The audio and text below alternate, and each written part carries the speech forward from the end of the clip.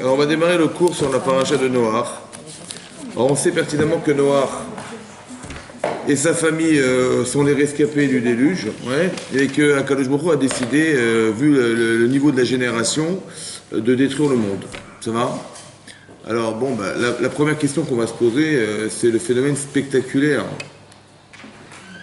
Je ne sais pas si vous vous rendez compte, déjà quand on voit un tsunami, ça c'est époustouflant. Alors imaginez-vous la destruction du monde. C'est-à-dire le monde inondé par les pluies, par les montées d'eau souterraines qui ont duré 150 jours, c'est à 5 mois. C'est incroyable, ce spectacle incroyable. Comment ça se fait et pourquoi Hachem a fait une chose pareille? Phénomène qu'il n'a jamais répété, ça va? Ça c'est une question. La question qu'on va se poser. Qu'est-ce qui est destructeur? Qu'est-ce qui est déclencheur de destruction? C'est aussi à réfléchir. Parce que si Hachem a décidé de détruire le monde, c'est que ça ne pouvait plus durer. C'est-à-dire que ça nous apprend aussi une chose, c'est qu'il y a une limite. Il y a une limite qui existe, qui ne nous est pas connue, mais qui existe, ouais, au fait que le monde ne peut plus continuer à vivre de cette manière. À part ça, comment ça s'est passé? Hachem a demandé à Noach de fabriquer une arche. Ouais, et cette arche, il a mis 120 années de sa vie pour la construire. Pourquoi ça a pris 120 années? Parce que Hachem a pensé que on va créer une arche, il va falloir s'en sortir, mais en fait l'arche est née que provisoirement le sauvetage. En fait, si on fait teshuva, si on change notre manière de se comporter, alors on n'aura pas besoin d'utiliser cette arche. Par contre, si ça continue comme ça, alors les gens qui auront le courage de rentrer dans l'arche de Noé, ou qui ont eu l'intelligence de faire teshuva, ils rentreront dans l'arche, et les autres, ils périront dans le déluge. Ça va? C'est ça le projet d'Hachem. Pourquoi Hachem a déclenché le déluge? La question est posée, et la question c'est aussi de savoir pourquoi c'était la manière de faire. Il fallait peut-être, ceux qui ne méritaient pas de vivre, ils auraient dû disparaître comme aujourd'hui. Les gens, ils disparaissent, et puis ceux qui méritent de vivre continueront à vivre. Pourquoi le déluge? Pourquoi inonder le monde? C'était quoi l'idée d'inonder le monde? Pourquoi il fallait absolument inonder le monde, et pas faire que les gens qui ont fauté, ils ont fauté, ils disparaîtront, et ceux qui n'ont pas fauté, ils continueront à vivre, et le monde continuera à vivre par eux. Ça va? Et aussi comprendre que Noach et sa famille, c'est les seuls rescapés de toute cette histoire, au final. Ça veut dire que l'histoire d'Adam jusqu'à Noach a disparu. Parce que tout ce qu'a créé Adam, ça a disparu. Et dorénavant, on va démarrer une nouvelle ère qui va être l'ère de Noach. Il y a 10 générations entre Adam et Noach, 10 générations. Et entre Noach et Abraham, il y aura aussi des générations. Et on se rend compte qu'il y a une phase qui a été Adam jusqu'à Noach qui a disparu, et on commence une nouvelle ère qui va démarrer à partir de Noach. Alors on va regarder dans le texte, intéressant de voir dans le texte. Alors vous avez vu, c'est la page, donc on est page 30 dans le Chumash qu'on a nous, donc on est au début de la paracha de Noach. C'est marqué les Toldot Noach, voici les descendants de Noach, Noach Ish Sadik. On doute d'abord, on précise que Noach c'était un homme juste, ça va? Un homme juste, ça veut dire quelqu'un qui était respectueux des mitzvot, et qui était respectueux de la volonté d'Hachem. Tamim, à part ça, c'était Tamim. Qu'est-ce que ça veut dire? Comment ça se traduit Tamim? Tamim. On dit Tamim tiyem Hashem Elokecha. C'est marqué dans la paracha de Shoftim. Tu dois être Tamim avec Hachem. Tamim, ça veut dire entier avec lui. Et ça veut dire quoi être entier avec lui? Ça veut dire quoi? Un tam, c'est un simple, c'est vrai, simplé. Mais ici, c'est dans le sens, Rachid expliquait, ne cherche pas à savoir ton avenir. Ne va pas aller voir des cartes anciennes, qu'est-ce qui va se passer demain, il faut être tam avec Hachem, accepter, tout ce qui m'arrive, je l'accepte. Pourquoi c'est important de ne pas savoir son avenir dans ces cas-là? D'être tamim, d'être tam, pourquoi? Parce qu'il faut faire confiance à Dieu. Quand on a peur de ce qui va se passer demain, on veut savoir l'avenir, donc on va aller voir des sorcières, on va voir des cartes anciennes, des gens vont vous dire l'avenir. Ça va, on est préoccupé par notre avenir, c'est vrai ou pas? Maintenant, pourquoi c'est grave? C'est tellement grave d'essayer de savoir. C'est Dieu, on n'a pas besoin de le remettre en cause, on n'a pas besoin... Ouais, mais j'ai peur, qu'est-ce qui va m'arriver? J'ai pas envie de supporter ce que Hachem m'a envoyé, donc je vais essayer d'éviter, c'est ça qui va se passer, non? Alors, pourquoi on a peur de notre avenir? Alors c'est vrai, vous avez raison, il y a un problème de confiance, c'est vrai, mais pourquoi on essaie absolument d'éviter le mal? Encore ça va? Alors pourquoi on essaie d'éviter le mal?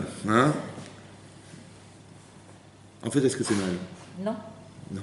C'est traduit mal. C'est traduit en mal. Mais c'est mal? Non. Non, vous avez raison, c'est ça. Donc on veut éviter d'avoir mal, en fait. Alors je dis, je vais quand même pas avoir des soucis, je vais aller voir une petite sorcière, elle va me raconter ce qui va se passer demain, comme ça j'éviterai les problèmes. Mais quand je vais éviter ce que je vais vivre? Il va y avoir d'autres problèmes. Non, ouais, c'est possible. Mais je vais éviter quoi en fait? De grandir. Ben oui, je vais éviter ce qu'Hachem aurait voulu que je vive. De Mais ce que devenir. manifestement je sais ce que je vais vivre et que ça me plaît pas, alors je vais essayer d'éviter ce que je vais vivre, oui. Mais est-ce que je dois passer par ces étapes de ma vie? Oui. Évidemment. Parce que la personne qui va traverser ces étapes, elle va plus être la même. Et ce qu'elle va devenir en traversant ces étapes va la changer et va lui permettre d'accéder à la prochaine étape. Ça va? Or, quand je vais savoir ce qui va m'arriver, automatiquement, ben oui, je vais stagner, mais le problème c'est qu'Hachem, le projet divin du départ, qui était de le faire arriver quelque part, ne pourra plus se faire. Vous avez compris ce qui va se passer? Donc c'est ça qu'il faut comprendre. Le fait d'être tam, ça veut dire d'accepter tout ce qui nous arrive, parce qu'on sait, on part du principe que tout est l'étova, ça veut dire, même si c'est traduit en mal chez moi, parce que c'est vrai que c'est pas plaisant, mais c'est pas parce que c'est pas bon que c'est pas bien. Ça va? Le tov ne se traduit pas, le bien ne se traduit pas comme est plaisant forcément. Ouais. On espère que ça va être plaisant évidemment, mais c'est pas forcément plaisant physiquement. Quand vous faites des efforts, etc., pour atteindre quelque chose, c'est pas forcément plaisant, mais ça fait partie des paramètres évidents qu'il faut avoir pour arriver à aboutir à quelque chose. Les études c'est dur, le travail c'est dur, mais je vais aimer parce que je vais réussir quelque chose de ma vie. Et c'est parce que c'est dur qu'il y a un challenge, c'est parce qu'il y a des étapes qui vont être traversées par tous ces efforts qui vont me permettre d'accéder à l'Everest, vous avez compris? Et après, ben, la fierté d'avoir réussi ça, c'est fort. Ce que jamais personne n'atteindra lorsqu'il n'y a pas eu cet effort. Vous avez compris? C'est ça qu'il faut comprendre. Maintenant, quand on évite les étapes, ouais, c'est parce qu'on est frileux, parce qu'on est peureux, parce qu'on a peur de se faire mal, parce qu'on a peur de ce qui va nous arriver. Alors, on va aller voir, on va essayer de reconnaître notre avenir. La Torah dit qu'il était tzaddik, Noach. C'est quelqu'un d'intègre. Ouais. Et aussi Tamim. Il n'était pas en train de se poser le problème de demain. Il vivait au jour le jour en espérant qu'il allait pouvoir traverser des étapes de sa vie de façon sereine. Bédorotam. Et Elohim Talach Noach, il se déplaçait avec Hachem. Vayolat Noach Shlosha Banim, donc il a eu 3 enfants, et Hachem et Rav Metiafet. Vatishachet Haaretz. La terre était corrompue. L'Ifne Elohim devant Hachem. C'est un constat. C'est quoi Vati? Ça veut dire quoi qu'elle était corrompue? Hein? Rashi explique. Regardez Rashi. Rashi traduit la corruption, c'est quoi? La shanerva. On a retrouvé dans la Torah ce langage, ouais, que d'avoir des mœurs avec les femmes ou avec les hommes un peu légères. Ouais, erva, c'est l'adultère. D'accord? C'est ça, Vatishachet. Kevo, pen ishritun. On retrouve ce langage dans la Parashat, dans Sefer Dvarim. Ou kol kishrit kol basar, ouais, etc. D'accord? Donc, il fait quoi ishrit, corruption? La corruption, c'est le fait d'avoir des relations avec 2 femmes ou des hommes, ouais, extérieurs à son mariage. Oui? Pourquoi c'est grave? Les petites aventures extra-conjugales, pourquoi c'est grave? Pourquoi c'est tellement grave dans la Torah? Hein? On rompt la confiance avec Hachem. On rompt l'alliance L'alliance avec son mari. avec Dieu. On parle de mariage. Avec son mari. Parce que le couple c'est une unité, donc.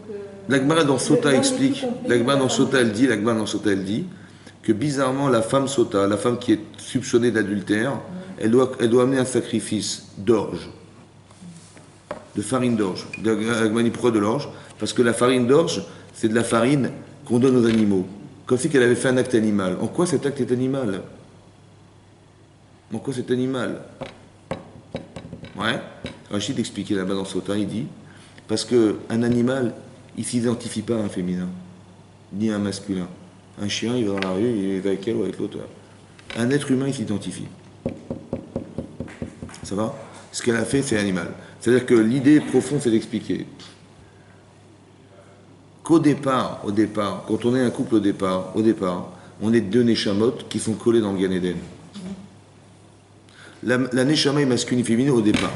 Maintenant, il a fallu les séparer. Comme dans la parashat Bereshit, où en fait, d'après le Midrash et d'après la Gemara, Hachem avait créé au départ un être masculin-féminin, c'est marqué dans la Torah, oui, mais en fait, ils avaient 2 visages qui étaient l'un derrière l'autre. Ça veut dire qu'il y avait un visage masculin, on va dire, et derrière, il y avait son féminin. Ça va? C'est ça qui est marqué. Il est marqué dans la Torah, c'est marqué Vaïvra Elohim et Adam, Hachem a créé l'homme. Betselem Elohim Baraoto, il l'a créé à son image. Rachid expliquait c'est quoi l'image qu'on a d'Hachem? Parce qu'il n'y a pas d'image chez Hachem. Ouais? L'image, hein? La physique. Oui, c'est quoi l'image alors? C'est la spirituelle. C'est quoi? C'est l'homme et la femme. Une partie. Chazak ou Baruch. Non, parce qu'on a C'est quoi l'image? L'image, Rachid expliquait, Rachid dit, le souffle, hein? le souffle divin. Le souffle divin. Parce qu'il a un souffle, non? Alors Rachid explique, non, c'est la capacité de penser. La vine ou la skill. La vine, c'est comprendre, la skill, c'est d'analyser. Si vous avez une capacité de penser, d'analyser ce qui se passe autour de vous, c'est ça, en ça que vous êtes à l'image d'Hachem. Ça va? Parce que vous réfléchissez. À la différence de l'animal. Mais non, ça, c'est ça. Après, c'est marqué, donc, Vaïvre Elohim et Adam, Hachem a créé l'homme, Betselem Elohim, à l'image d'Hachem, capable de réfléchir, de penser, d'analyser, Baraoto, il l'a créé. Donc, lui, Zachar ou Nekeva Baraota, mâle et femelle, il les a créés. Tout à coup, ils sont doubles. Au départ, il a créé a priori un homme seul, et tout à coup, on dit qu'ils étaient mâle et femelle. Alors, Rachid expliquait, il y a deux explications. Une explication, c'est la Gemara dans Hérouvine qui dit qu'il a créé un être masculin et féminin. Mais qu'après, il a détaché le féminin de l'homme en l'endormant. Dès l'instant où il a nommé les animaux, il a vu que chaque animal, il avait son masculin, son féminin. Il a dit, mais moi, j'ai pas de féminin. Et dès qu'il a posé cette question, tout de suite Hachem, il l'a endormi, il a détaché la femme de l'homme et lui a mis en face de lui. Et il a comblé le vide qu'elle avait créé en étant détachée. Elle était attachée, il a détaché pour la mettre face à lui après qu'il ait eu le besoin du féminin. Mais il y avait déjà Adam et Ève. Comment? Il y avait déjà Adam et Ève. C'est lui Adam et Ève, c'est lui Adam. Adam et Ève, ça va? Maintenant, il n'était pas dentiste, mais il avait une dent contre sa femme, c'est sûr et certain. Mais non, vous avez compris ce qui se passe, c'est ça. Donc il a détaché la femme de l'homme. Pourquoi il a eu besoin de détacher la femme de l'homme, alors qu'il était bien attaché au départ? Et c'est marqué après, c'est marqué dans la Torah, Azov, un homme, il doit quitter son père et sa mère pour s'attacher à sa femme. Mais Davak Beishto, c'est collé. Alors il ne faut pas comprendre qu'il faut abandonner ses parents. D'accord? C'est pas ça le pshat. Le pshat, c'est, je pense que le pshat, l'explication, c'est d'expliquer, il y a deux systèmes. Il y a un système parent-enfant et un système marital. Quand on est en relation parent-enfant, oui, l'enfant ne fait que recevoir. Il attend qu'on lui comble ses manques. Maman, elle va me faire à manger, papa, il va m'amener à l'école, on va m'aider pour les devoirs, on va m'acheter mes trucs des affaires scolaires, etc. etc. Il reçoit de ses parents. Ça va? Ce système, il doit l'abandonner en mariage. Pourquoi? Abandonner ce système-là. Pourquoi il faut l'abandonner, ce système? D'attendre des autres. Il rompt avec ses parents. Oui, mais pourquoi il faut l'abandonner, ce système de rompre? On ne rompt pas avec les parents, Chadé Shalom, ouais, mais on rompt avec un système parental. Le système de recevoir. Pourquoi? Oui, mais pourquoi il faut l'abandonner, ce système-là? Il a qu'à continuer à vivre avec sa femme, comme il y a beaucoup de gens qui vivent célibataires mariés. Ouais. Madame, elle s'occupe de moi, elle fait la cuisine et tout. Moi, je reçois tout le temps en permanence. C'est un système qu'il faut abolir, ce système-là. Pourquoi? Parce qu'il a une mission. Hein? Mais il peut avoir une mission en attendant que sa femme elle lui fasse à manger tous les jours ou qu'elle dit mon mari moi j'ai travaillé, j'avais un salaire, maintenant mon mari gagne plus que moi, super. On peut vivre dans cet esprit-là, vous avez compris, toujours en prenant. Ouais. On peut réfléchir tout le temps au féminin alors qu'on vit en couple. Et c'est pas possible. Parce que d'être une femme en couple ou d'être un homme en couple, c'est un danger. Parce que ma femme n'est pas de nature à être un homme. Donc on ne se comprendra jamais. Vous comprenez? On n'a pas les mêmes besoins, on n'a pas les mêmes attirances, on n'a pas les mêmes sensibilités, le temps qu'on passe, on ne passe pas dans les mêmes choses. Une femme, elle est attirée par des choses qu'elle n'en est pas du tout attirée, vous avez compris? Donc c'est forcément contre soi, de nature. C'est pour ça que c'est marqué Zachar ou Nekeva, mâle et femelle, mais Ish ve Isha. J'ai vu le Maharal de Prague, il explique le Maharal de Prague il dit que bizarrement, dans toutes les langues de la terre, il y a un nom pour dire le féminin et le masculin, il y a un nom pour dire homme et femme. On dit homme et femme en français, en araméen on dit gavra, iteta, voilà, des noms différents. Mais dans la Torah, non. Ish ve Isha, c'est les mêmes mots, à la différence qu'il y a un yud et un e. Pourquoi? Parce qu'il y a un point commun entre les deux êtres. Par contre, Zachar ou Nekeva, c'est quoi mâle et femelle? C'est la nature qui est différente. Il faut accepter qu'on est de natures différentes et de conjuguer nos natures pour être Ish Echad avec sa femme. Vous avez compris? Et son mari avec son mari. Maintenant, comment ça se comprend ça? Alors j'ai dit Azov, c'est pourquoi ça. Après c'est grave, pourquoi il faut abandonner ce système? Parce que j'ai dit comme ça. Vous avez envie de vous marier, chacun a envie de se marier. C'est un besoin, c'est vital, c'est comme ça. En tant qu'homme ou en tant que femme, on a besoin de ce vide. C'est ça que, comme il s'appelle Adam Arishon, quand il a nommé les animaux, il a défini l'être animal, il a dit mais cet animal masculin, il faut qu'il s'accouple avec cet animal féminin. Il a compris l'essence des animaux, c'était ça nommer les animaux. Il dit mais moi j'ai pas de féminin. Et c'est à ce moment-là il a eu besoin du féminin. Maintenant, quand il a trouvé sa femme, ou quand ta femme elle a trouvé son mari, elle a découvert le prince charmant, voilà, oui, Elle l'a trouvé, ça y est. Ouais. C'est un peu comme des besoins, Vous avez faim. Bon, vous avez mangé, vous avez plus faim. Qu'est-ce que vous faites de ce qui reste dans l'assiette? Hein? Bah oui, vous jetez. Qu'est-ce que vous faites de votre mari? Vous êtes marié maintenant. Qu'est-ce que vous faites de votre mari? Qu'est-ce que vous faites de votre femme? Bah vous les jetez. Ça va? Bah oui, j'ai plus faim. Voilà, j'avais envie de me marier, bah je suis marié. Baruch Hashem. Bah non, j'ai plus faim, j'ai plus envie de. Qu'est-ce qu'il fait là? Je sais pas. Voilà, je suis marié. Oui, il dit, bah non, mais c'est pas grave, on n'a pas fini, il faut qu'on ait des enfants. Bon, bah, on a eu des enfants. Bon, maintenant, comme ça, mon mari, voilà, j'ai des enfants, je suis marié, je suis comblé. J'ai plus faim. J'ai plus faim en tant qu'homme, j'ai plus faim comme femme. Mais vous avez compris que il est dangereux? Parce que je me passe de l'autre. Ouais. Alors comment il faut réfléchir?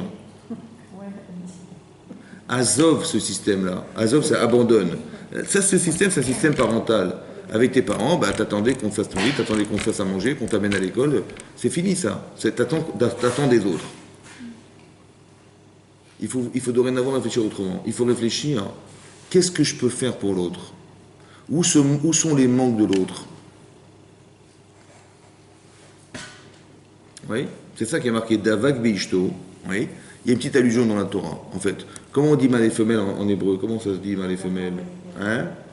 Zachar ou Nekeva. Zachar, ça vient de Zecher. Ça veut dire? Hein? Zecher. Se rappeler, non? Zera, c'est une graine. Zecher, le souvenir. Ça va? Ça fait appel au passé. Donc, est-ce qu'il est plein le passé pour se rappeler? Oui. Donc, il est plein, l'enfant est plein. Zachar, il se sent plein. Nekeva, ça vient de quel mot? En hébreu? Nekev. Nekev, c'est quoi Nekev? Nekeva, Nekev. Ça veut dire quoi Nekev? Un orifice. Vous voyez, comme si que la femme était vide de quelque chose. Elle avait besoin de combler ce vide. Donc elle va s'attacher. Ça peut expliquer beaucoup de choses en fait. Même en psychanalyse, ça peut expliquer en psychologie, ça peut expliquer beaucoup de choses. Parce que la femme se sentant vide, elle se sent responsable, elle se sent engagée. Parce qu'un mari n'est pas engagé. Par exemple, vous êtes à la maison, une femme est à la maison, elle va s'occuper des enfants, elle va faire à manger, elle va s'occuper de plein de choses, elle va remplir le vide parce qu'elle sait que c'est nécessaire, mais son mari il est sur un canapé, il attend que ça se passe. Elle dit, mais tu comprends pas, j'ai besoin de toi. Mais tu m'as rien dit, moi. Vous avez compris? Parce qu'il est plein, il a l'impression qu'il n'a pas besoin d'être vide. Il y a aussi la femme. Vous comprenez? Hein? Ça, c'est la nature féminine. Donc quand elle dit, mais mon mari il est malade, et il ne voit pas que je suis occupé, que tu ne peux pas te lever, parce qu'elle n'a pas compris sa nature. Ouais. Parce qu'un homme n'est pas associé au problème de la famille. Pourquoi il n'est pas associé? Parce qu'il n'est pas né comme le poisson. Non, parce qu'il n'est pas né de quelque chose, il est né de rien. Vous avez compris? Alors que la femme, elle est née de l'homme. Donc elle est forcément associée à son mari, vous comprenez? Elles se sont associées à quelque chose. Pour ça qu'elle va forcément, quand elle sort du travail, ouais, vous dites à une femme, où est-ce que tu es? Je rentre à la maison. Et vous dites à son mari, où tu vas après le travail? Je rentre chez moi. Bon, mais je dis, pourquoi tu rentres chez toi? Je dis, attends, une journée de travail, je suis fatigué, je rentre chez moi, je me repose. Une femme, non, elle dit, mais moi je rentre. Non, elle rentre chez elle, elle dit, j'ai des enfants, je dois préparer le repas. Et c'est marrant parce qu'elle a un deuxième métier, elle. Ouais, mais comment ça se fait qu'elle pense à ses enfants, elle pense à son mari, et lui ne pense pas à sa femme, il ne pense pas à ce qu'il pourrait faire pour elle. Hein? Vous avez compris ça? Mais non, mais je dis pourquoi, non, mais ça se comprend, c'est pour le comprendre. Vous dites, mais les hommes sont fous, ils ne se rendent pas compte de ce qui se passe. Non, c'est parce que les hommes ne sont pas impliqués, parce qu'ils ne sont pas nés de quelque chose. Ils sont nés de la terre. Vous avez compris? Mais une femme, elle est née de son mari. Elle était associée à elle est née d'une association. Un homme n'est pas né de l'association. C'est pour ça qu'il n'a pas de réflexe d'être associé. Alors qu'une femme, c'est pour ça que lui, il a le devoir de davak, de se coller à sa femme. Ça va? Mais non, ce que je vous explique, pourquoi je vous ai dit ça, donc je m'énerve, c'était quoi l'idée? Hein? Ça peut être l'inverse. Comment? Il y a des hommes qui s'entourent? Ben oui. Non, ça arrive. C'est parce que par défaut. Parce que si elle fait rien, il va se bouger. Mais en vérité, si elle fait ce qu'elle doit faire, il n'a pas l'impression qu'il a un rôle derrière tout ça. Vous comprenez? Mais non. Pourquoi je vous ai dit ça? Pour vous expliquer que la nature est différente. Mais Zachar ou Nekeva Baraotam, on a créé mâle et femelle, ça veut dire on a créé deux natures différentes. Et aussi on a créé quelque chose qui est complémentaire. C'est ça qu'il faut comprendre. C'est ça, Ishve Isha. On a un nom commun. Pourquoi je vous ai dit ça? Pour expliquer que l'adultère, c'est grave. Pourquoi c'est grave l'adultère? Parce qu'au départ, on était collés. C'est vrai que la création de l'être humain, c'était qu'on a décollé deux êtres, physiquement. Mais en vérité, on a aussi décollé spirituellement deux êtres. Parce que dans le Gan Eden, on était masculin-féminin collés. Qu'est-ce qu'on fait? Ben, la naissance d'un garçon, ouais, ou quand un garçon décide d'épouser sa femme, en fait, il est souvent né avant elle, c'est vrai, en général. Donc il est descendu sur terre, il a été détaché de sa femme, de son féminin, bien avant déjà. Avant qu'ils se marient, bien avant. Parce que déjà, dans le Gan Eden, ils étaient collés les uns les autres. Ça va? On les a détachés. Comme on a détaché Chava de Adam. Maintenant, quand il va retrouver son épouse, il va avoir la nostalgie de ce qu'il avait un jour été détaché. Donc ça veut dire que derrière, il y avait un projet divin au départ. Au départ, il y avait un projet divin que cette Neshama masculine, féminine, Zachroneka Barotam, elle devait réaliser quelque chose. Or, si la femme en particulier, elle trompe son mari, vous voyez, parce qu'une femme, elle a une doucha spéciale, c'est elle qui engendre le judaïsme, elle a une responsabilité particulière. Si elle néglige, elle trahit cette relation qu'elle a avec son mari, mais elle trahit son judaïsme quelque part, qu'est-ce qui va se passer? Elle fait teshuva, madame, elle fait teshuva, excuse-moi mon chéri, je ne recommencerai plus. Ça marche ou pas? Non. Ou ils vont être obligés de divorcer? Ils vont être obligés de divorcer. Ils vont être obligés de divorcer. Jusqu'à quand? Ils vont rester divorcés jusqu'à quand? À vie. À vie? Il s'appelle pas Avi, lui, il s'appelle Bernard. Et jusqu'à quand? Jusqu'à... Éternam. Éternité. Ad vitam aeternam. Éternité. Ça veut dire quoi? Ça veut dire quoi pour vous? Ça veut dire que le projet divin du départ qui faisait que Hachem, il avait un projet entre cet homme et cette femme. Mais comme elle a trahi cette relation, elle est devenue interdite à son mari. Donc ce projet-là, il a été caduc, annulé. C'est comme si que la Neshama, on l'avait coupé en deux. Donc c'est pas un problème physique. Il dit, ouais, bon, aventure extra-conjugale, il avait envie, elle avait envie, il avait envie de faire un... En vérité, va beaucoup plus profond que ça. Ça va? C'est ça, Vatishachet Haaretz. Ça détruit le monde, ça. Vous comprenez ou pas? Et quand la femme, elle se marie plusieurs fois... Après, c'est un autre problème. Ça va? Ça veut dire qu'elle a vécu avec son mari jusqu'à un certain moment, et que pour des raisons qui lui sont propres, elle n'a plus envie de vivre avec lui, donc elle a une autre vie qui va s'engager, et donc c'est pour ça que le divorce, c'est aussi une mitzvah, pour ça. Parce que c'est logique, ouais, qu'il y a une évolution qui va arriver. À un moment donné, ça sature, et ben ils peuvent plus vivre ensemble. Ou alors parce qu'on associe des êtres en fonction de leurs actes, et leurs actes c'est ce qu'ils sont. On est ce qu'on fait. Et donc à un moment donné, ben, ça colle plus, donc voilà, ben, on se sépare. Mais nos vies vont continuer. On a évolué jusqu'à présent ensemble, ben, notre vie va continuer avec d'autres personnes après ce divorce. Vous avez compris? Mais ce que je voulais vous dire par là, c'est Vatishachet, c'est destructeur. Ouais. La shrita, c'est destructeur. Parce que voilà, l'adultère est destructeur. Pourquoi? Parce qu'on part du principe qu'on n'a qu'une seule femme et un seul mari. Une fois, on a expliqué aussi pourquoi Chava a absolument voulu tuer son mari. Quand elle lui a proposé à manger du Etzadat, elle a dit non, il ne pourra jamais se marier avec une autre femme que moi. Il faut absolument qu'il mange du fruit de la connaissance du bien qu'il meure. Ouais. Alors, en général, on le traduit comme de la jalousie. Ouais. Elle n'a pas supporté que son mari ait une autre femme qu'elle, c'est insupportable pour elle, jalouse qu'elle était, et donc elle a dit il faut qu'il meure et il faut qu'elle lui ait donné l'Etzadat. Vous voyez, c'est comme ça qu'on comprend en général. En fait, on peut le comprendre autrement. C'est qu'il ne peut pas avoir une autre femme que moi. Vous avez compris ça? Ça veut dire qu'il n'y a qu'une seule femme pour un seul homme. Donc c'est inenvisageable qu'il ait une autre femme que moi, il faut qu'il meure avec moi. Vous avez compris? C'est beau. C'est ça que ça veut dire. Donc ça veut dire qu'une femme, elle ressent ça. Oui, vous comprenez ça? Maintenant, la faute, c'est quoi la faute? C'est de ne pas avoir assumé. C'est parce que toi, tu fautes que ton mari va mourir. Vous avez compris? Mais pourquoi elle le fait? Parce qu'il y a une essence positive là-dedans. C'est qu'une femme, elle se sent associée qu'à un seul homme. Pas comme des animaux qui vont avec à droite à gauche. Non. Une femme et un homme, non. Il n'y a qu'une seule femme et qu'un seul homme. Parce qu'on est unique. Vous avez compris? C'est ça que je veux dire. Oui. Donc c'est ça, il sait qu'il est destructeur. Vatishachet Haaretz. L'Ifnelokim, Vatimale Haaretz Hamas. La terre était pleine de vols. Hamas en hébreu, ouais. Ça veut dire quoi le Hamas? Vol. Le vol, ouais. Vatimale Haaretz. La terre était pleine de vols. Ça veut dire quelque chose en français? C'est pas. Qu'est-ce que vous auriez dit en français? La terre était pleine? Corruption. De délit. De voleurs. Elle n'est pas pleine de délits, la terre. Elle est pleine de voleurs. Ça veut dire quoi qu'elle est pleine de vols alors? Des gens qui... Mais il n'est pas marqué qu'elle est pleine de voleurs dans la Torah, il y a marqué qu'elle est pleine de vols.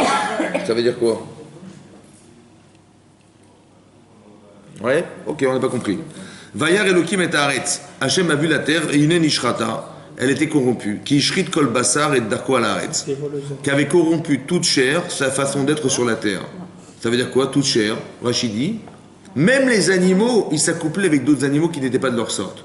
Ça veut dire que vous avez une guenon qui va avec un cheval. Je sais pas moi. Voilà ce qu'on voyait. Ouais, c'est incroyable. Mais comment on peut déformer un animal? Comment on peut déprogrammer un animal? Un homme, il peut avoir un Yitzhara avec des animaux. Mais est-ce qu'un animal, il va avoir Yitzhara d'aller avec un Non. autre animal? Ça n'existe Non. pas, ça. Non. Alors comment ça s'est fait? Comment vous avez compris ça? Comment vous avez compris ça, les juifs de Saint-Mandé? Parce que la terre elle-même, elle était corrompue. Elle était Ça veut dire quoi? Ça veut dire quoi, ça? Ça veut dire que voilà, c'est la nourriture de l'animal qui fait que. J'ai pas compris. Non, non, ça veut dire quoi, là? J'ai pas compris. Ça veut dire quoi? Ok. Comment on peut déformer, Elle était sale. on peut déformer une attirance d'un animal vers un autre animal qui n'est pas de sa sorte? C'est impossible. Ça n'existe pas, ça. Donc, comment ça s'explique? Qu'est-ce qu'on apprend de là? Qu'est-ce qu'on apprend d'ici? Il y a marqué quelque chose dans la Torah, il faut comprendre. On est nul. Hein? Vous êtes nuls, hein, c'est incroyable. Hein. Alors, comment vous expliquez ça? Mais la terre, elle a rejeté son ordre. Elle a rejeté. J'ai pas compris. Quoi, la terre? C'est pas la terre, c'est les animaux. Des animaux qui allaient se... Bassar, c'est quoi bassar? La viande. La viande. On n'a même pas dit des animaux, on a dit de la viande, c'est incroyable, la viande. Alors? Ah, peut-être l'idée c'est comme ça. On ne se rend pas compte en vérité que quand on fait des fautes, on croit que c'est neutre. Voilà, j'ai un problème, j'ai fait une avéra, et c'est comptabilisé comme une faute, c'est vrai? Ouais. En vérité, c'est pas ça. Quand on faute, on crée quelque chose. On crée un esprit. À l'esprit du- La terre était pleine de vol, elle était pleine de l'esprit du vol. C'est-à-dire que moi, je suis honnête, hein, j'ai envie de voler. Vous avez compris? Les hommes, les êtres humains, ils sont tellement corrompus qu'il y a un tel esprit de corruption que même les animaux, ils étaient corrompus. C'est-à-dire qu'on a la preuve, c'est l'animal la preuve, vous avez compris? La preuve de la corruption humaine, c'est pas que l'animal il a vu parce qu'il comprend rien. C'est qu'il a été influencé parce que quand on fait des fautes, autant que quand on fait des mitzvot, on crée quelque chose. On donne envie. Ou on donne envie de faire une mitzvah, ou on a envie de faire une avéra. Vous vous rendez pas compte quand vous faites des mitzvot, ouais, vous créez quelque chose autour de vous, ouais, qui donne envie. Mais non, on a tellement fauté que la terre était pleine. Ça veut dire on a tellement créé de choses autour de soi, d'état d'esprit, que la terre elle s'est déformée. Ça veut dire quoi? Que la terre était remplie, ça veut dire qu'on est sous l'influence de ce qu'on a fait. Comme par exemple l'homosexualité. L'homosexualité, il y a 30 ans, c'était, je sais pas, l'adultère c'était condamné. Le type allait en prison. Aujourd'hui, non, c'est un peu de sa faute aussi, madame, ou c'est un peu de sa faute à lui, etc., etc. On peut comprendre, et donc plus de prison, plus rien. Mais qu'est-ce qui s'est passé en fait? Pourquoi tout à coup on tolère? Attendez, je vous explique un truc. Si l'homosexualité se développe dans le monde, Ouais. bon, les hommes se marient avec des hommes, les femmes avec des femmes. Ça va? Il n'y a pas de problème. Pourquoi pas? On est tolérant. Bon, mais qu'est-ce qui va rester? Bah, plus rien. Il n'y a plus rien. Bon, c'est un petit problème quand même. Non? Bon, il n'y a pas de problème, on est tolérant, mais le problème c'est que c'est la destruction du monde. Ah ouais, c'est pas grave, on va adopter, on va faire des mélanges, des trucs. Est-ce que c'est logique? Non. Alors ça le problème, c'est pas une condamnation, c'est pas d'expliquer que c'est dangereux, c'est ça qui va arriver à être. Mais comment ça se fait qu'aujourd'hui on tolère? On dit bah oui, pourquoi pas. Vous avez compris? Vous savez pourquoi? Parce que l'esprit a changé, parce qu'on est sous l'influence de ce qui a été créé. Parce que quand on fait une avéra, ça crée quelque chose.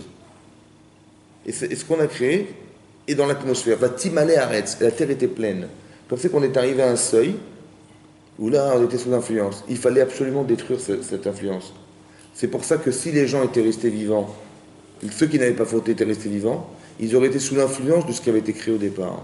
Si même les gens étaient morts et que les gens qui étaient restés tzadikim, ils étaient restés sur terre, ils auraient été un jour corrompus par l'influence. Il fallait d'éliminer l'influence. Il fallait noyer le monde.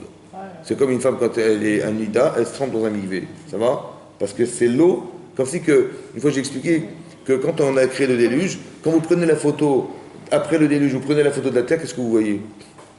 Ben, la terre pleine d'eau. Ouais. C'est vrai, une boule d'eau. C'est ça qu'on voit où, non? Comme au début de la création du monde. Il y a marqué Veru Achelokim, et le souffle divin, Merachef fait planer au-dessus de l'eau. Après, on a séparé les eaux des eaux, et est apparue la terre. Mais au départ de la création du monde, c'était quoi? Comme si qu'on avait recréé le monde, comme si qu'on avait redémarré le monde au départ. Ah, d'accord. C'est ça le déluge. Pourquoi on a créé le déluge? La logique, c'est quoi? Parce qu'il y avait tellement d'influences négatives que même ceux qui sont restés vivants, qui sont restés vivants, ils auraient été sous l'influence de l'esprit qui avait été créé au départ. Ils auraient fauté obligatoirement. C'est pour vous expliquer que ce que la Torah voulait nous dire, c'est que c'est pas neutre des actes. Vous comprenez? C'est pas neutre des actes. Je n'ai pas dit, voilà, il a fait des bêtises, ça a été répertorié, il a un casier judiciaire plein, machin. Voilà, c'est marqué, c'est incarné. Non, c'est plus que ça. C'est qu'on crée des influences. La terre était pleine. La preuve que c'est l'influence, c'est que même des animaux, ils ont été déprogrammés.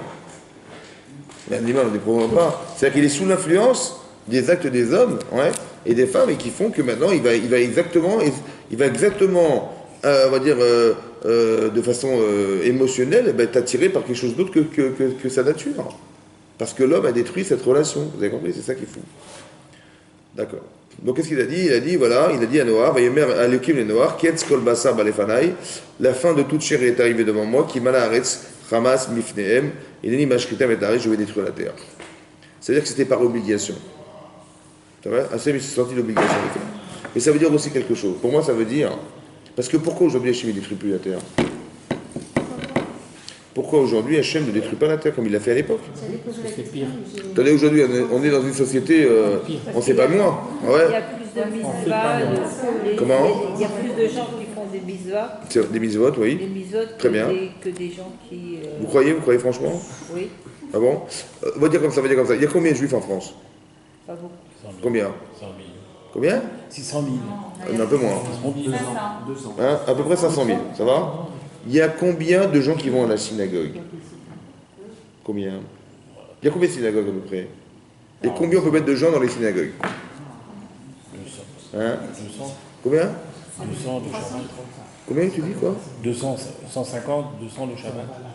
Ouais, à Paris. Mais tu vois dans toute la France. C'est pas évident de compter. Bon. Si je vous dis qu'on est à peu près, on va dire qu'il y a environ, si je dis qu'il y a 1000 synagogues, vous êtes d'accord? J'ai grossi. Si je mets 1000 synagogues et je mets 100 par synagogue, en moyenne, c'est pas mal. Ça va? Ça fait combien? Hein? Ça fait 10 000 sur combien? Sur 500 000. Sur 500 000? Ouais. Ah oui, c'est Non, ça fait 100 000. 100 000, ça fait 100 000. 1000 par 100, ah oui, ça fait 100 000. 100 000 sur 500 000, ça fait 20%. Oui, mais il y a les femmes et les enfants qui sont restés à la Ça veut dire, ça fait 20%. Ça veut dire 80% de gens qui vont pas à la synagogue. Ouais. C'est énorme. Vous vous rendez compte ou pas? C'est énorme. C'est pas. Donc il y a plus d'agara que de mitzvah. Maintenant nous, si on essaie de faire des mitzvot, on est sous l'influence de ça. On dit qu'on est à une époque où il y a beaucoup d'études de Torah. C'est vrai. Donc, Mais peut-être pourquoi que Hachem il détruit pas le monde puisqu'on est 80%? 80% c'est énorme. Il a produit des Hein? À l'époque de Noah, il restait que Noah en fait. Il reste 8, c'est vrai. C'était encore moins. Ouais, c'est beaucoup moins. C'est qu'il n'y a pas d'espoir. Mais je pense que pourquoi il y a de l'espoir? Parce qu'il y a la Torah. Ah, il faut voir, il y a pas- Ça veut dire que la Torah elle peut tout changer. Cette potentialité-là que Hachem il est donné à la Torah, vous avez compris à quoi ça peut servir? Ça évite de détruire le monde. C'est incroyable. Donc il a dit fabrique-toi une arche. Ok, il va faire une arche. Ça va durer 120 années. Là-bas c'est marqué, mais moi ce qui m'a choqué aussi, je vais vous dire autre chose.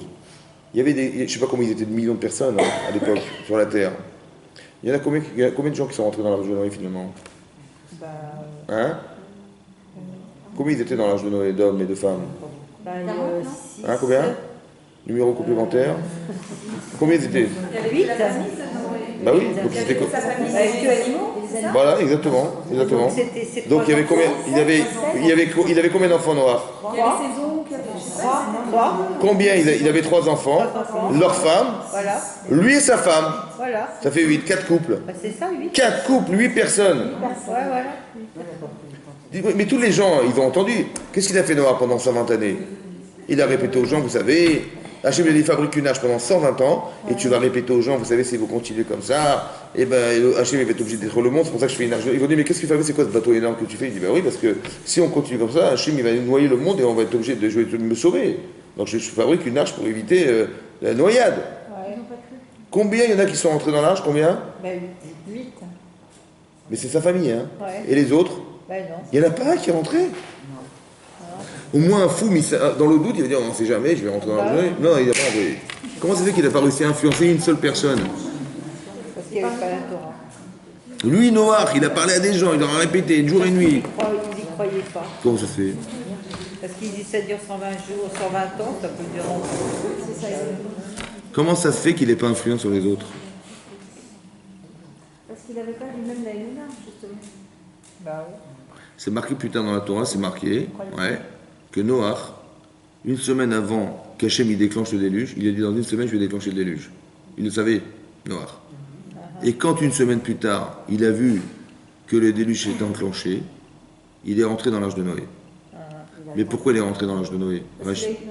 Rachid dit, à cause, la Torah elle dit à cause de l'eau du déluge. À cause de l'eau du déluge, pas à cause du déluge. À cause de l'eau du déluge. Ça veut dire qu'il pleuvait trop, il est rentré s'abriter. Normalement, quand il a vu le déluge s'est déclenché, les premières gouttes, ça y est, c'est terminé, on va rentrer, Sophie, ça y est, c'est parti. Non, il n'est pas rentré pour ça, il est rentré parce qu'il pleuvait trop il pleuvait trop, il était s'abriter dans l'arche de Noé. À cause de l'eau, pas à cause du déluge. Ça veut dire quoi? Non, normalement, la réaction normale, c'est de dire, ben, ça y est, Hachem, ça y est, c'est parti, il a déclenché le déluge, c'est parti, je rentre, ça y est, c'est la fin du monde. Ouais. Non, il n'est pas rentré parce qu'il a vu les gouttes. Il est rentré parce qu'il pleuvait trop. Rachid dit qu'il était Mahamin, Veno Mahamin.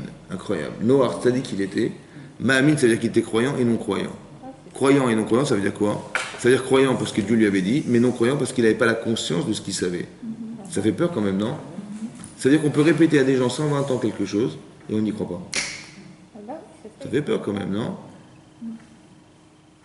Comment ça s'explique ça? Émotionnellement, il l'a pas. Mais comment c'est possible? Comment il n'a pas intégré 120 ans de sa vie? Il a dit aux gens, vous savez, il y a bientôt le déluge, il faut continuer, Il est sadique, mais comment ça se fait qu'il n'arrive pas à avoir la conscience de ce qu'il dit? Hein? Et ça peut expliquer beaucoup de choses, ça peut expliquer quoi? Parce qu'il n'a pas assez verbalisé, peut-être. S'il n'a pas de conscience de ce qu'il dit, Il avait pas la est-ce qu'il peut influencer les gens? Bah non. Non, Pourquoi non? parce qu'il n'y a pas la cavana, il n'y a pas. Il a Hein? pas, il y a pas le Pourquoi ça passe pas? Il n'y a pas le pouvoir de conviction. Parce Oui, mais qu'il est- pourquoi ça passe pas? Parce qu'il avait Pourquoi pas- si je crois pas vraiment à ce que je dis, mais je suis un avait pas acteur les extraordinaire, ça passe pas? Pourquoi ça passe pas? que c'est pas vrai. Hein?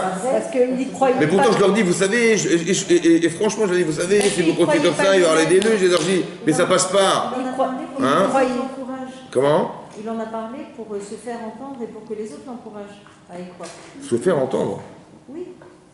Pour que- Les autres l'encouragent, mais ils ne voulaient pas, il se moquait de lui les autres. Peut-être qu'en parlant sous. Il s'est même mis en danger quand il a été les voir, dit la Gemara. Ouais.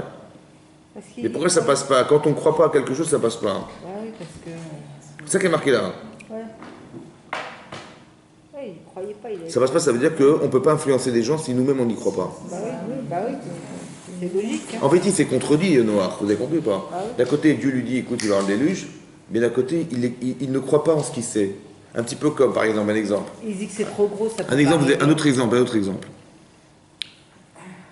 Sarah, elle est stérile. Bon, elle prie toute sa vie pour avoir des enfants.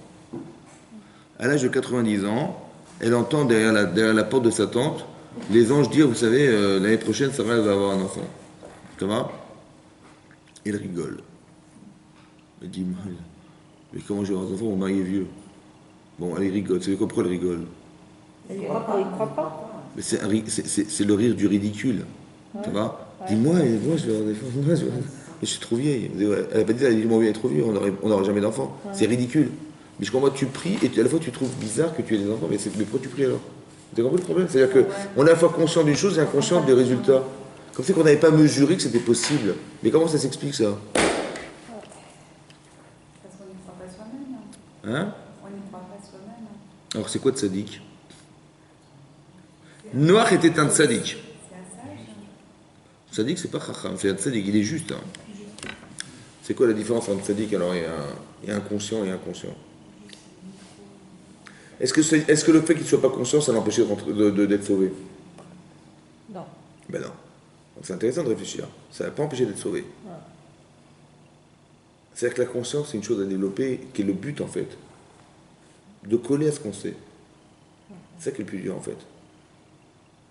Ouais. C'est ce qu'on appelle quoi? Ça s'appelle comment ça en hébreu? Ça s'appelle le da'at. Le da'at, ça veut dire... Oui, on traduit le da'at par la connaissance, mais c'est pas la connaissance. La chokhma, c'est la connaissance. Mais le da'at, c'est la capacité à faire un lien entre ce que vous êtes et ce que vous savez. Quelqu'un qui a du da'at, il est connecté, il voit un truc, tout de suite il agit. Parce qu'il est connecté entre sa conscience et la réalité qui correspond à sa connaissance. Ça va? C'est ça le da'at. Maintenant, comment on arrive à faire ça? Vous savez ou pas? Des fois, on est tête en l'air. Vous dites à votre mari ou vous dites à votre femme, tu dors ou quoi là? Oui. Il dit, ah, j'ai pas fait attention. Pas de da'at. Il n'est pas connecté. Ça va? Il réagit pas à ce qu'il voit. Vous savez pourquoi?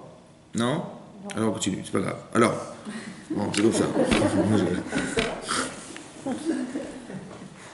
C'est marqué Veyadarta Ayom, Ve'ashevotal Levavecha.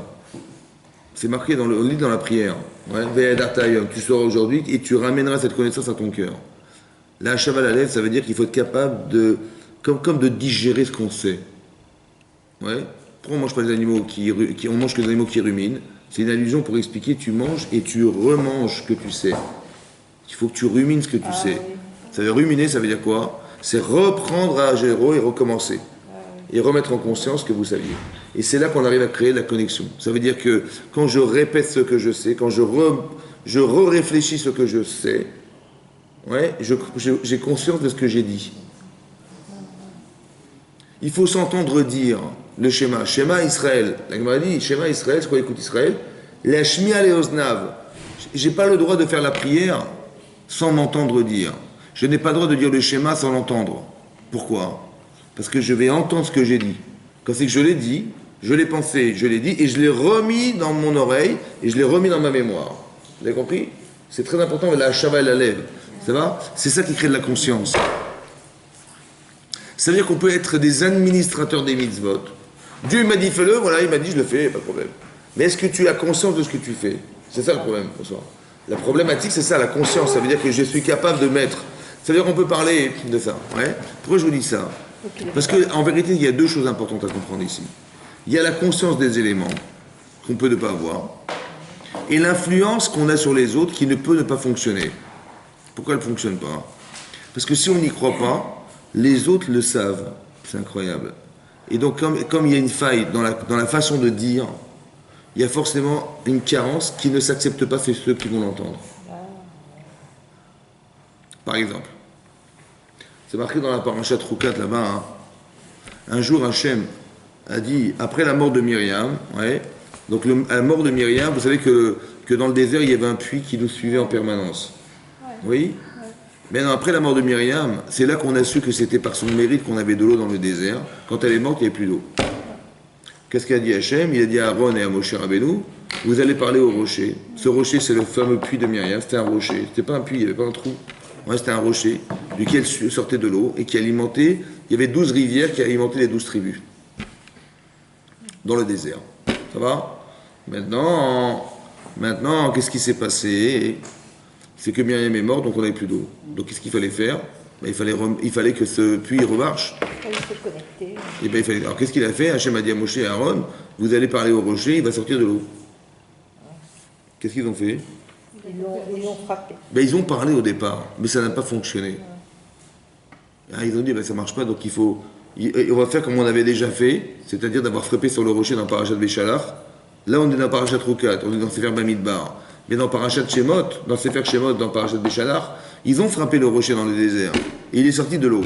Ils ont reformulé ce qu'ils avaient déjà fait dans le désert, et l'eau est sortie. Il est sorti de l'eau d'un rocher. Je ne sais pas, vous vous rendez compte de ce que c'est? Ouais. C'est un miracle ou pas? Oui. Hachem a dit, vous n'avez pas eu confiance en moi. Ouais. Il fallait parler, vous n'avez pas eu confiance en moi, vous ne rentrerez pas en Israël. Ouais. Mais non. Ouais. Maintenant, Rashi explique là-bas. Qu'est-ce que Rashi ramène le Midrash? Il dit comme ça. Vous savez, quand il a voulu parler au rocher, Moshe Rabbeinu, hein? Si, il sortait bien. Il ne croyait pas. Mais, il sortait très bien. Mais, Hélène, quand il a parlé, dit Rashi, le rocher s'est inversé. Le fameux rocher sur lequel il devait parler, hop, il s'est inversé avec un autre rocher. Et quand il a frappé, il est revenu à sa place. Voilà ce que dit le Midrash. Allez comprendre maintenant. Là-bas, le Rav Dessler, il demande une question, il dit, je comprends, il n'a pas vu que ça bougeait? C'est qu'il n'a pas de lunettes. Donc, il n'a pas vu que ça bougeait, il dit, les rochers sont inversés. C'est quand il a voulu parler, le rocher, tac, il est parti, on passait par un autre, et quand il a voulu frapper, hop, il est revenu à sa place. Il a frappé, et le rocher, alors qu'il aurait dû parler dessus. Bon, il demande 2 questions à Rav Dessler. Il dit, je comprends pas. Un, il n'a pas vu. Et si Bémet, il n'a pas vu, alors on a trompé Moshe Rabbeinu, parce que manifestement, il ne pouvait pas parler. Alors c'est quoi cette histoire d'inversion des rochers? Comme ça, il demande. Il répond comme ça, écoutez-moi bien. Il répond, il dit comme ça. Que le Gaon de Vilna, vous connaissez le Gaon de Vilna? Bon, il a dit comme ça. Que Moshe Rabbeinu, il avait un doute de ce que pouvait vouloir dire parler à un rocher. C'est quoi l'enseignement que ça voulait dégager? Depuis quand tu parles à la nature, toi? Tu t'adresses à la nature? Non, c'est un peu... Tu agis contre la nature, tu agis sur la nature. Tu coupes du bois, tu agis sur la nature. Ça voulait dire quoi parler à la nature? Ça va? Il avait un doute de ce que l'enseignement, quel pouvait être l'enseignement. Il dit, tu doutes de l'enseignement, la réalité, elle ne te parle plus. Parce que plus que ça ne correspondait à pas grand-chose que de parler, l'inversion des rochers, c'est pas qu'ils n'ont pas bougé d'un centimètre, les rochers. C'est simplement que la conception qu'il avait de parler n'était pas conceptualisable. Cette réalité, elle ne peut pas s'appliquer. Parce qu'elle ne correspond pas à une conception. Vous comprenez ça? Donc, il lui dit, mais parler, ça ne marchera pas. Donc le rocher s'inverse. Pas qu'il s'inverse, c'est que dans ma conception, il ne peut pas fonctionner ce rocher. Vous comprenez? Parce que je ne comprends pas ce que veut dire parler au rocher. Par contre, rappelez, je comprends. Donc tout à coup, c'est ça qui va se remettre en place. Ça veut dire qu'en fait qu'Hachem, la Torah voulait nous dire que ce que tu conceptualises, c'est ça ta réalité. Et si tu conceptualises juste, alors ça va te parler, et sinon ça ne te parle pas. Pour ça qu'il dit le Rav Dessler, il dit là-bas, si quelqu'un il a un Rav duquel il doute, il dit le Rav des fois il dit des bêtises, des fois il dit des choses bien, il n'apprendra rien de lui. Pourquoi? Mais le Rav il parle en permanence, il dit oui mais il n'a pas confiance en lui, vous avez compris? Il dit Loïlmad Mimenukloum, il n'apprendra rien de lui. Pourquoi? Parce que si tu n'arrives pas à conceptualiser que c'est lui ton maître, il ne pourra pas être ton maître. Donc il va parler, mais tu n'accepteras pas ce qui est. C'est-à-dire que s'il est douteux, tu ne peux pas apprendre de lui. C'est pareil. Si Noach est douteux, il ne pourra jamais influencer les gens, parce que les gens verront qu'il est douteux. Vous avez compris ce que ça veut dire? Ça, c'est énorme. Excusez-moi, j'ai une question. Oui. Quand on fait la égo des doutes, Oui. on parle à Hachem. Très bien. Est-ce qu'on arrive à conceptualiser? Forcément, si vous arrivez à lui parler, c'est que, à moins que vous ayez un petit problème dans le cerveau, mais... Parce que vous parlez de conceptualiser. Oui. Si on n'arrive pas à lui parler, c'est qu'on n'arrive pas à le conceptualiser. Oui, oui. C'est-à-dire que c'est trop abstrait. Ou alors on a d'autres problèmes. On n'ose pas, ou on n'y croit pas. Oui, on ne se voit pas dans cette position de parler à Hachem, c'est dur. Ouais. Ou on n'a pas envie de déranger. Des fois, il y a des gens comme ça. Ouais. Le pauvre. Non, mais conceptualiser, c'est difficile. Bien sûr que c'est dur, bien sûr que mais c'est pour ça qu'il faut aimer Hachem et craindre Hachem. Il faut avoir des émotions. Il n'y a que dans l'émotion. L'émotion, c'est la réaction. Si vous n'avez pas d'émotion, ça reste virtuel. Mais en vérité, dans la virtualité, vous le conceptualisez, mais votre corps, il n'y croit pas. Parce qu'il dit, mais à quoi tu parles? À qui tu parles? Il n'y a personne là. C'est tellement fou, vous avez compris? C'est contredit par la réalité elle-même. L'émotion, il faut avoir des problèmes pour... Pas des problèmes, non. Pour faire parler la... Pas des problèmes, pourquoi des problèmes? Oui. Hein? Quand on va au mur, on Oui. voit des gens pleurer. Ah oui. Hein? Oui, oui. Mais Ah oui, c'est vraiment, ils sont... complètement Très attachés. investis Ouais. émotionnellement. C'est des sans-bouches. Par exemple. Est-ce que vous vous rendez compte de tout ce qui existe dans le monde? Est-ce que vous vous rendez compte de tout ce que Hachem il a créé pour nous? Hein? Par exemple, je ne sais pas combien de sortes de fruits, combien de sortes de poissons, combien de sortes de viandes. Est-ce qu'on a besoin de tout ça? Non, on a conscience. Attendez, est-ce qu'on a déjà la connaissance? Vous avez la connaissance? Non. Est-ce que vous vous rendez compte de l'abondance? Non. De la variété? Non. Mais si, regardez, ouvrez les livres, vous allez voir. D'accord. Très bien. Mais alors, quand vous voyez tout ça, c'est pas trop, franchement? C'est trop, bah oui. C'est trop. Donc si Hachem il a fait, c'est une preuve d'amour ou pas? Oui. Donc je suis reconnaissante ou reconnaissant de ça? Reconnaissant. Mais la reconnaissance, ça permet de m'engager. Parce que je dis, mais c'est sûr qu'il m'aime, parce qu'il aurait jamais... Pour moi, je me serais contenté d'une banane, et d'une vache, et de je sais pas quoi. Non, il a fait combien de milliers de sortes de pommes, combien de milliers de sortes de... Hein? Aujourd'hui, tout est gâché. Ça, c'est pas la question. Je dis, qu'est-ce qu'Hachem il a fait? Après, comment nous, on organise ça, c'est autre chose. Si c'est mal organisé, c'est un autre problème. Mais Hachem, il a créé ou pas? Oui. Pour l'homme, pour l'être humain? Oui. Pour l'être humain? Il a fait pour faire le monde entier. Mais la variété, il aurait pu faire qu'il n'y ait que des pommes. Voilà, que des pommes. Ouais, il faut des vitamine C, voilà, des pommes, des oranges. Ça peut... Mais non, mais combien de vitamine C, combien de fruits? C'est de la variété, c'est énorme ce qu'il a créé, ça va? Mais pourquoi il a fait ça? Il a fait que pour l'être humain, pour... C'est une preuve d'amour ou c'est une preuve d'amour? Évidemment. Très bien. Quand le premier, c'est quoi le premier commandement des 10 commandements? Hein? Hein? Le premier des 10 commandements, c'est quoi? Il y a 10 commandements.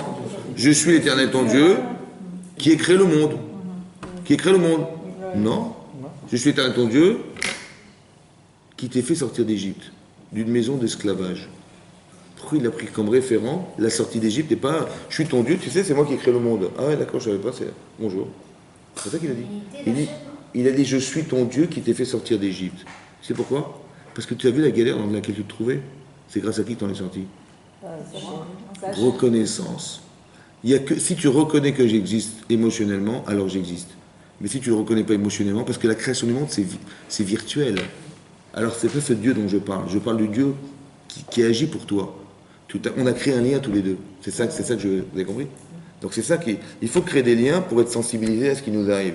Mais quand on vit de façon neutre, non. Par exemple, une fois on a expliqué, on a posé la question, on a essayé de poser la question.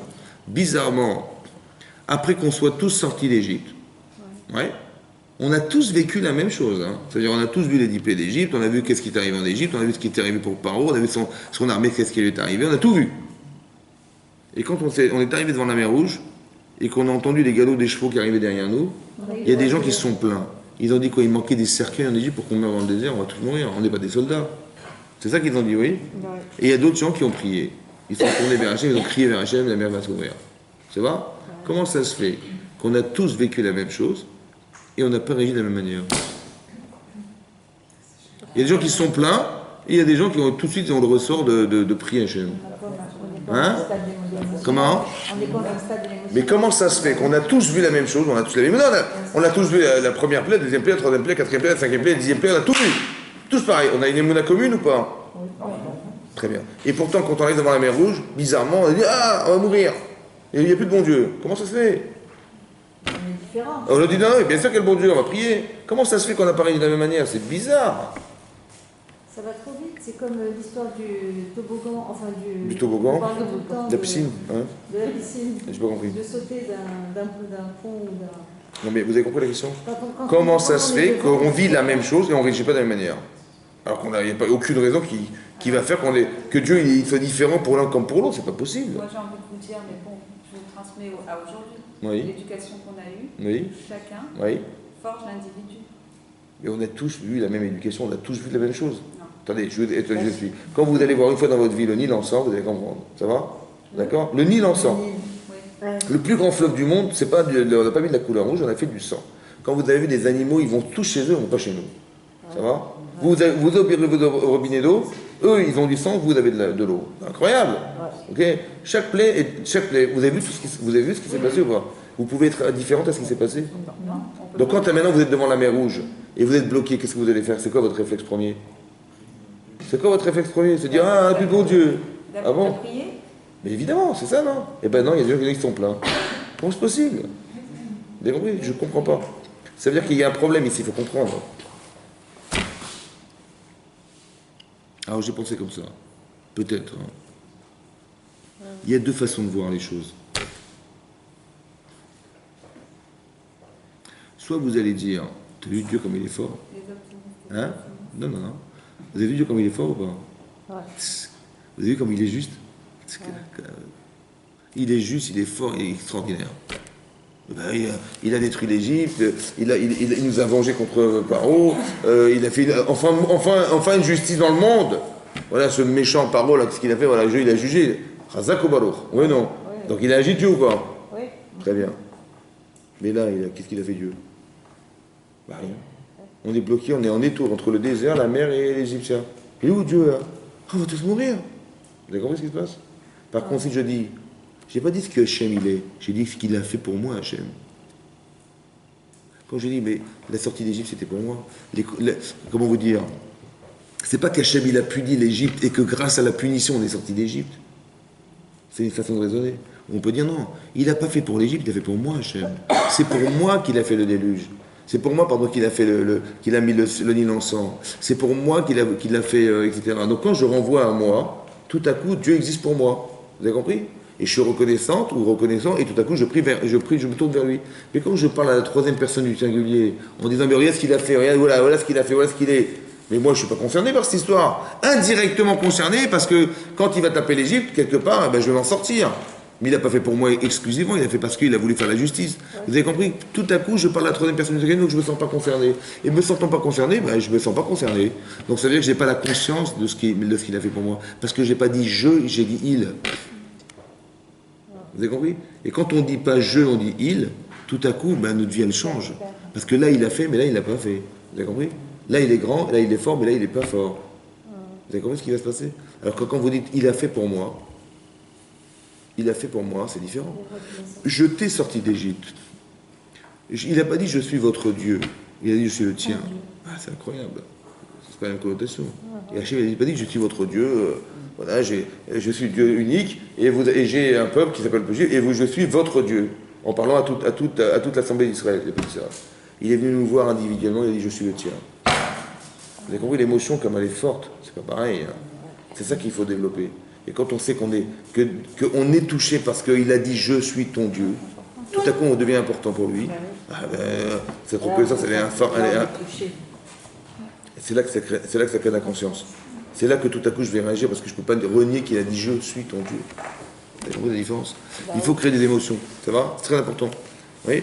Donc c'est pareil ici. Manifestement, il n'y avait pas d'émotion. Ça veut dire que Noach, il est d'accord de s'engager à faire ce qu'Hachem lui a demandé de faire, mais pas plus que ça. C'est ça qui est dangereux. Vous avez compris? C'est marqué dans la Haftara qu'on va lire de Shabbat. Dans Ishaïa, c'est marqué qu'on a appelé le déluge les eaux de Noach. Les eaux EAUX de Noach. Pourquoi les eaux de Noach? Qu'est-ce qu'il a fait de pauvre? Alors, là-bas, c'est marqué dans le Midrash que pourquoi on appelle les eaux de Noach? Parce que la différence entre Abraham et Noach, c'est que quand Hachem a dit à Abraham, je vais détruire Sédom, qu'est-ce qu'il a fait Abraham? Il a dit, mais c'est impossible. Il a voulu sauver les gens qui étaient les habitants. Pourtant, c'était des grands Réchaïm ou pas? Ouais. Il a dit, non, ils peuvent pas mourir, on va s'arranger, on va influencer, il y a peut-être des tzadikim, on va s'arranger. Donc il est réactif à ce qui se passe. Alors que Noach, Pas du tout. hein? On lui dit, voilà, le déluge. Il y a déluge. Ça va? Ça veut dire quoi le déluge? Ça veut dire quoi? Hein? Il était sabrité. Il était sabrité. Il n'a pas eu le réflexe de prier pour ceux qui allaient mourir. Ouais. Vous avez vu la différence? Il n'a pas négocié avec Hachem. Mais pourquoi? Parce qu'il est tzaddik. Il a fait, on lui a dit fais une arche, il a fait une arche, il a dit oh, va parler, il a parlé. Vous avez compris? Le problème, c'est qu'il n'est pas concerné par ce qui se passe. Ça veut dire, il n'est pas sensibilisé à ce qui va se passer pour eux. Il dit, ben, c'est la justice. S'ils n'ont pas écouté, on leur a répété 10 fois, ils n'ont pas écouté, c'est de leur faute, c'est comme ça. Mais ça va, ça fait pas mal au ventre? Non, mais non, c'est normal. On leur a dit, on leur a répété, ils n'ont rien fait. J'ai compris, mais ils vont mourir ces gens là-haut. Vous avez compris ce qui se passe? C'est-à-dire que, comme si qu'on était conscient de ce qu'on devait faire, mais sans être conscient des conséquences. C'est grave, vous avez compris ça? C'est ça, mes noirs, les eaux de noir. C'est-à-dire que la Torah nous dit clairement, fais attention. Parce qu'on peut être sadique, mais il faut être sensible à ce qui se passe autour de soi. On peut être juste. C'est-à-dire, moi, j'ai fait ce qu'Hachem m'a dit, on ne pourra rien me reprocher. J'ai fait exactement ce qu'Hachem m'a dit, j'ai compris. On ne te reprochera pas. Mais, quelque part, il y a un problème, c'est honteux que tu n'aies pas réagi à ce qui se passe. Ah oui. Là, chaque juif qu'on peut sauver, on essaie de le sauver. Mais il faut être réactif. C'est ça ce que j'appelle le da'at. C'est-à-dire que tout à coup, tu n'as plus d'émotion. Tout à coup, plus rien ne te dérange. Voilà, tu dis, ben, j'ai fait ce que j'ai pu. J'ai fait ce que j'ai pu, il est insupportable. Vous avez compris? C'est-à-dire que tu as fait ce que tu as pu pour toi. Tu as sauvé ta peau, mais les autres.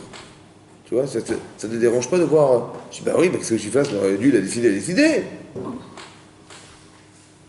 avez compris?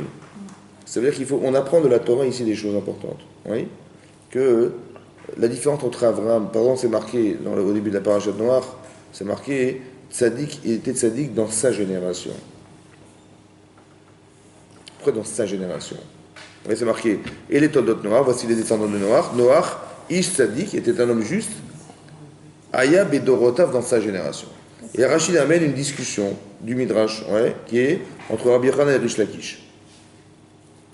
Une discussion de savoir comment traduire Bedorotav dans sa génération. Il y en a qui ont dit Bedorotav, c'est une louange pour dire que si déjà Noach, avec la génération dans laquelle il a vécu, il était tzaddik. Alors imagine-toi dans une génération de tzaddikim, il aurait été un plus grand tzaddik. Bah oui. Et il y en a qui ont dit non, Bédorotav, c'est-à-dire dans sa génération tzaddik. Mais s'il avait été dans la région d'Abraham, on n'aurait même pas regardé Noir. Par rapport à Abraham, même pas le regarder. Donc c'est deux façons de dire. Soit je dis Bédorotav dans sa génération, mais a fortiori dans une génération de tzadikim qu'il aurait été un plus grand tzadik, parce qu'entouré de tzadikim, ça aurait été plus facile pour lui. Il aurait évolué plus facilement. Là, il s'est battu contre des régimes en permanence. Mais si tu l'avais vu entouré de tzadikim, bah, il aurait été plus grand tzadik. Oui. Ou il dit non, en vérité, Bédorotav dans sa génération à lui, mais sans celle d'Abraham, même pour on l'aurait pas mentionné dans la Torah. Comme ça, c'est marqué. Ça va? C'est un peu du lachonara quand même, entre nous. Bah oui, ça va? Comment vous comprenez ça, vous? Ça, c'est une question à poser. Deuxième question à poser, c'est depuis quand j'ai besoin de savoir que comparativement à Abraham, eh ben, j'aurais été inconsidéré. On ne m'a pas demandé d'Abraham, on m'a demandé d'être noir. Tu dis, ah, c'est un gnaï, c'est honteux. Bédorotav, mais bien sûr, c'est honteux, parce que par rapport à Abraham, l'Erchav les clous, on ne l'aurait même pas considéré.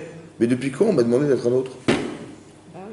Ça va? En quoi c'est honteux de ne pas avoir été Abraham? Non, on m'a jamais demandé d'être Abraham. Ça va? Vous avez compris la question? C'est comme ça. C'est honteux parce que regardez la différence de réaction. C'est sûr que si dans une génération autre que la sienne, il aurait été plus grand sadique. Mais il aurait été plus grand sadique, ça veut dire il aurait plus respecté ce qu'on lui demande de faire. Mais est-ce qu'il aurait été comme Abraham, quelqu'un qui réagit à ce qu'il sait, ou qui refuse ce qu'il voit? Non. Non. C'est ça le gnaï. C'est ça qui est honteux. Vous avez compris? C'est-à-dire qu'on nous demande d'apprendre la Torah, mais il faut apprendre à réagir à ce que vous savez. Vous avez compris ce que ça veut dire? Ça ne veut pas dire, mais moi j'ai fait ce que j'ai pu, voilà, on m'a dit, allume tes rotes, allume les rotes, essayez de comprendre ce que ça veut dire. Parce qu'il y a des gens, il y a 80% des gens du monde qui ne sont pas concernés par ce que vous vivez. Ça vous dérange ou pas? Ben oui, ça devrait nous déranger. Je dis, ben moi j'y peux rien. Bon, ben, Bezat Hashem, qu'ils aient une éducation autre que ça, que Dieu les aide, ça va? Mais toi, ça te dérange ou pas? Tu vois des gens qui ne sont pas chômeurs Shabbat, ça te dérange ou pas? Ben, si ça te dérange pas, tu dis, ben écoute, c'est comme ça. Les pauvres, ils n'ont pas eu d'éducation, ils n'ont pas eu de machin. J'ai compris, mais ça ne te dérange pas. Ah, je vous explique pourquoi ça devrait déranger. Je vous explique pourquoi ça dérange. Je dis, ben moi, j'y peux rien. Qu'est-ce que je vais pas changer le monde. C'est vrai, on se dit ça, des fois. Oui, c'est vrai. Oui, non. Mais en vérité, qui c'est qui souffre dans l'histoire? Quand tu vois 80% de la population juive qui n'est pas respectueuse de la Torah, qui c'est qui souffre? Hein? Hachem, il souffre. Il n'y aura pas la construction du temple. Donc pour lui, je ne peux pas faire un petit pain quand même, un petit quelque chose pour lui. Avec tout ce qu'il me donne, je ne peux pas lui faire un peu de nachat, un peu de vent. En vérité, ce n'est pas pour moi que je dois le faire, c'est aussi pour lui. Bah oui. Parce que Hachem est en souffrance. Bah oui. Si le Beth Amikdash n'est pas reconstruit, c'est que c'est pas possible qu'il soit reconstruit. Parce que si on le reconstruisait, de toute façon, avec les gens qu'on a aujourd'hui, ils comprendraient que ça ne servirait à rien. Donc ça veut dire qu'on n'est pas adapté à cette connaissance. Donc lui, il est en souffrance parce qu'il veut que le Mashiach vienne, il veut que... Mais au moins pour lui, je fasse quelque chose. Vous avez compris ce qui se passe? Tu dis, Hachem, il m'a dit, parle aux gens, fais l'arche-de-l'œil. Ben, j'ai fait ce qu'il m'a dit. J'ai compris. Mais maintenant, Hachem, il va devoir détruire ce qu'il a construit. Ça ne te dérange pas? Vous avez compris ça? C'est ça qu'on apprend de là aussi.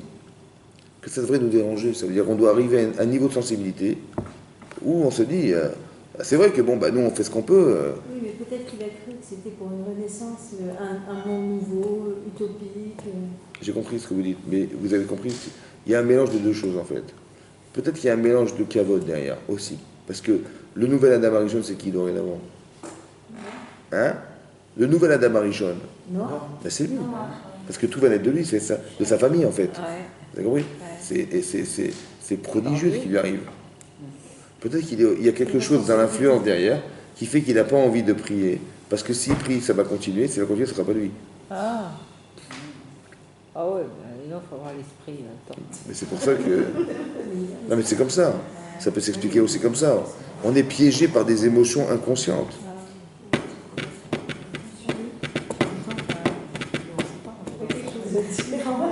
Vous avez compris? Comment? Par exemple, quand on a fait la faute du veau d'or, oui, qu'est-ce qu'il a dit Hachem à Moshe Rabbeinu? Il a dit, écoute, je vais détruire tout ce peuple-là et je ferai de toi une nouvelle nation. Il n'a pas vu. Qu'est-ce qu'il a dit, Noah? Qu'est-ce qu'il a dit, Moshe? Non. Si tu fais ça, efface mon nom de la Torah. C'est senti concerné. Mais attendez, quelqu'un où lui dit que dorénavant, ce peuple va détruire, mais que dorénavant tu vas être le nouvel homme de la génération. C'est-à-dire que toutes les misotes qui vont se faire, c'est grâce à toi. Tout ce qu'ils vont faire, ça te reviendra. Ouais. Tout l'univers entier, ça te revient. C'est énorme. Vous avez compris ce cavote qu'on lui fait, c'est énorme. Qu'est-ce qu'il a dit? Qu'est-ce qu'il a dit, lui? Vous savez ce qu'il a dit? Il y a marqué dans la Gemara, dans Brachot, il a dit, mais qu'est-ce que je vais dire au Havot? Un jour, je vais partir de ce monde, je vais me retrouver là-haut, je vais voir Abraham Israël Yaakov, ils vont me dire, mais attends, j'ai pas compris, et nous alors? Tout ce qu'on a fait pour rien? Mais je n'oserais jamais faire un truc pareil.